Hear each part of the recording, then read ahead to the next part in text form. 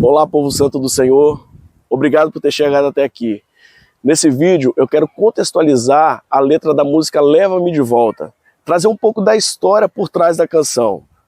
Basicamente, a música tem como pano de fundo a minha própria vida, ilustrada através de 3 exemplos bíblicos: a vida de Davi, de Pedro e a carta à igreja de Éfeso. Aproximadamente em 2005, eu passei pela pior fase da minha vida.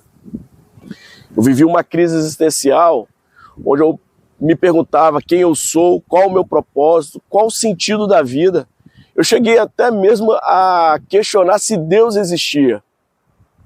Dentre os motivos que me levaram até essa crise de identidade, eu destaco o ativismo religioso, que é justamente quando você, em nome de Deus, faz muitas coisas que Deus não te pediu para fazer.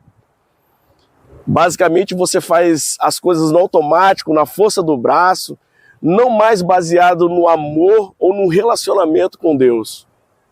Isso gera consequências terríveis, dores, feridas terríveis na nossa alma.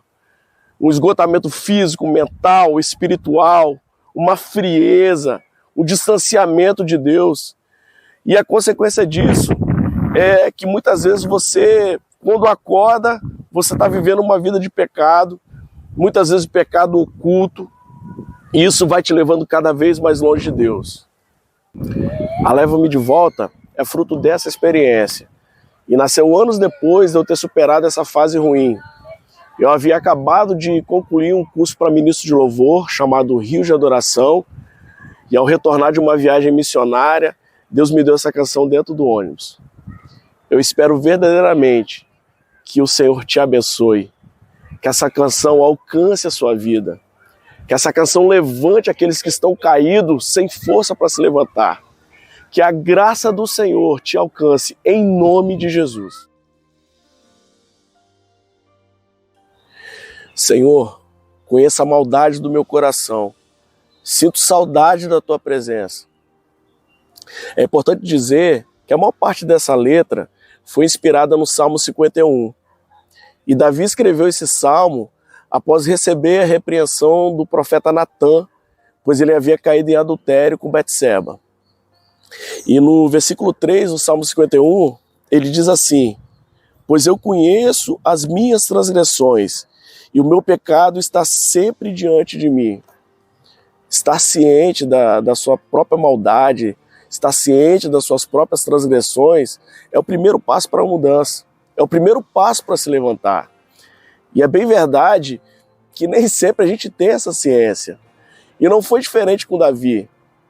Davi, no momento em que o profeta Natã o repreendeu, no primeiro momento, ele agiu como se não fosse com ele. Porque, de fato, ele não tinha na cabeça dele que ele tinha feito aquela maldade que o profeta Natã estava sinalizando. Não à toa, eu acredito que Davi, após ter vivido essa experiência, declarou lá no Salmo 139, sonda-me, Senhor, e me conhece. Vê se há em mim algum caminho mau e guia-me pelo caminho eterno. Então, existe essa necessidade de pedir ao Senhor para sondar o nosso coração, porque muitas vezes a gente fica iludido, fica cego pela situação e não consegue enxergar a nossa própria maldade. Então, que Deus possa sondar o seu coração, peça para o Senhor sondar o seu coração. E o segundo trecho dessa canção fala: sinto saudade da tua presença. Eu acredito que no momento em que você cai em si, no momento em que você toma ciência do seu pecado, a primeira coisa que vem, acho que é a saudade da casa do pai, né? A gente pode ver isso na vida do filho pródigo, que quando caiu em si, ele falou: nossa, na casa do meu pai era muito melhor do que eu estou vivendo aqui.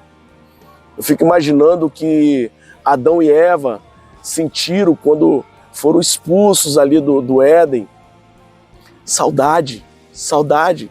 Talvez você esteja sentindo essa saudade, um desejo de fazer tudo diferente, um desejo, quem sabe, apagar a maldade que que foi cometida, o pecado, a ofensa que foi feita a Deus, um desejo de fazer tudo diferente. E por coincidência ou não, esse foi o primeiro trecho da canção. Eu lembro que quando eu estava retornando da viagem dentro do ônibus, a melodia veio fluindo dentro de mim e eu comecei a cantarolar dentro do ônibus. Espírito de Deus, eu quero te amar como antes, leva-me de volta. Então você pode fazer o mesmo, impulsionado pela ciência do seu pecado, impulsionado por essa saudade, dá o primeiro passo, retornar à prática das primeiras obras. Esconde tua face dos meus erros, Senhor. Não retires de mim teu espírito. Mostra-me teu constante amor. Eu quero te sentir como antes. Esconder tua face dos meus erros mostra claramente a vergonha que Davi estava sentindo daquilo que ele mesmo tinha feito. E eu posso fazer um paralelo com a vida de Pedro. Após ter negado Jesus, saiu dali chorando intensamente e logo após a ressurreição de Cristo, o anjo pede para avisar os discípulos que ele ia adiante para a Galileia e ele fala dessa maneira: avisa os discípulos e também a Pedro. Esse também a Pedro mostra claramente a tendência de isolamento, né, que nós temos quando praticamos um erro, né? Ao invés de buscarmos ajuda, ao invés de buscarmos apoio, ao invés de estarmos mais ainda envoltos na comunhão, a gente se afasta, né? E isso também traz grandes prejuízos. No próximo trecho diz: não retires de mim o teu espírito. Não retires de mim o teu espírito. Ele fala isso aqui no versículo 11, ele diz assim: não me lances fora da tua presença e não retires de mim o teu Espírito Santo. Ele não queria perder a presença de Deus. E eu lembro muito da passagem de Juízes, onde Sansão, após ter tido ali as suas tranças cortadas, Dalila fala: os filisteus estão vindo, Sansão. E ele pensa dentro dele: me levantarei mais uma vez.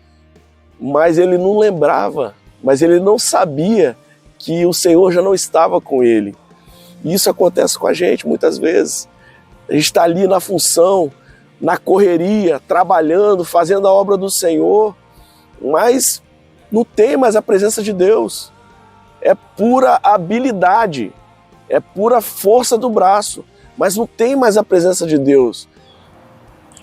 E aí a gente chega ao mostra-me teu constante amor, eu quero te sentir como antes. Davi não é bobo nem nada, apelou para o amor de Deus, para o constante amor de Deus. Mas João 3,16 diz que Deus amou o mundo de tal maneira que deu seu único filho para que todo aquele que nele cresce não pereça, mas tenha vida eterna. Deus nos amou com um amor tal que não se pode explicar. Então, independente da situação que você possa estar, clame pelo constante amor de Deus, faça como Davi. Chame pelo constante amor de Deus, ele vai te alcançar. E aí a gente chega ao coro da canção: leva-me de volta ao primeiro amor. Lá no livro de Apocalipse 2, carta à igreja de Éfeso, no versículo 4 e 5, diz assim: tenho, porém, contra ti que deixastes o teu primeiro amor. Lembra-te de onde caístes, arrependa-te e pratica as primeiras obras. A igreja de Éfeso era uma igreja considerada ativista. Nos versículos anteriores você vai ver que Deus reconhece o trabalho Deus conhecia o esforço que era feito. Só que Deus nos ama muito mais do que o nosso trabalho para Ele. Deus não está em busca de trabalhadores tão somente. Deus está em busca de relacionamento. Deus quer ter relacionamento com seus filhos. E Davi, no Salmo 51, no versículo 15, ele diz assim: abre, ó Senhor, os meus lábios, e a minha boca entoará o teu louvor. O Salmo 51, de uma maneira geral, é um grito de socorro. Talvez você esteja nessa situação onde você tem ciência do seu pecado, você tem saudade da presença de Deus, mas você não consegue se levantar, você não consegue abrir a sua boca. Então eu te convido, nesse momento, a abrir a sua boca e falar como Davi: Senhor, abre a minha boca, eu cantarei louvores para ti. É um grito de socorro, é um grito de alguém que não tem forças para caminhar, não tem forças para se levantar e voltar às primeiras obras. Então Deus está te convidando: clame a mim, peça a minha ajuda, conte comigo. Lágrimas por dentro e máscaras por fora. Impossível não associar isso ao que diz lá em Mateus, no capítulo 23, versículos 27 e 28, que diz assim: ai de vós, escribas e fariseus, hipócritas, sois semelhantes aos sepulcros caiados, que por fora realmente parecem formosos, mas por dentro estão cheios de ossos de mortos e de toda a imundícia. Assim também vós, exteriormente, pareceis justos aos homens, mas interiormente estáis cheios de hipocrisia e de iniquidade.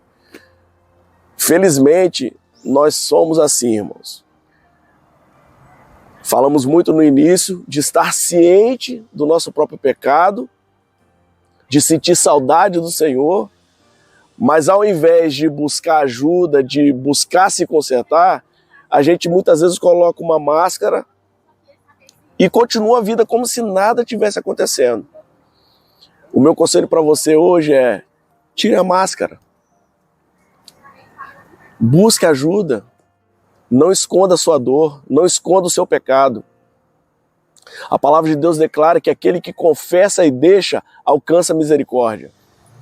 Estou perdido sem ti, não vejo tua cruz. Não tenho mais a alegria da salvação.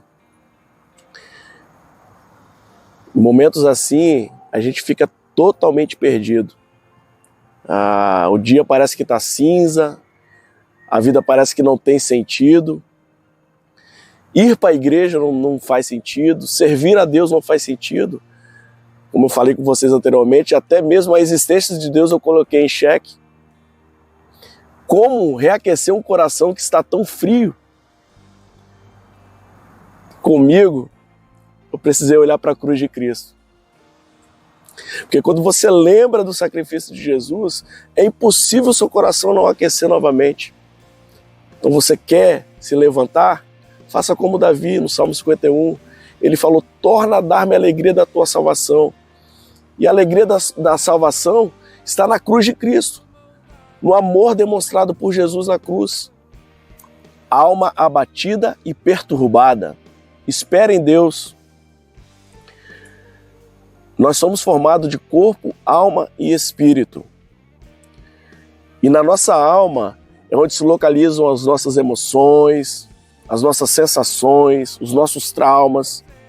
E muitas vezes a alma ela quer dominar, ela quer nos direcionar. E o salmista, lá no Salmo 42, versículo 11, ele diz assim: por que está abatida, ó minha alma? Por que te perturbas dentro de mim? Espera em Deus, pois ainda o louvarei. O salmista ele conversa com a própria alma dele. Por que você está abatida? Você pode fazer esse mesmo exercício. Olha para dentro de si. Por que você está assim, tão triste? E dê ordem para a sua alma. Espere em Deus, pois ainda o louvarei. Gere esperança dentro do seu coração. Quero trazer à memória aquilo que me dá esperança. Verei salvação em teus olhos e te adorarei. Isso fala daquela cena de logo após Pedro ter negado a Jesus, a palavra declara que Jesus olhou para ele. Eles cruzaram o olhar naquele momento. E o que Pedro viu no olhar de Jesus? Pedro não viu condenação. Pedro não viu um dedo apontado. Pedro viu salvação. Pedro viu misericórdia. Lembra da palavra de Jesus para aquela mulher? Mulher, onde estão os teus acusadores? Se nem eles te condenaram, eu também não te condeno. Vai, não peques mais. Jesus não te condena. Ele te oferece uma segunda chance. Obrigado por ter chegado até aqui. Que o Senhor abençoe a sua vida e te levante. Que a graça do Senhor te alcance. Lembre-se que aqueles que esperam no Senhor renovam as suas forças. Sobem como águia. Correm e não se cansam. Caminham e não se fatigam. Deus tem renovo para a sua vida. Deus tem uma segunda chance para você. Creia no Senhor e clame, leva-me de volta.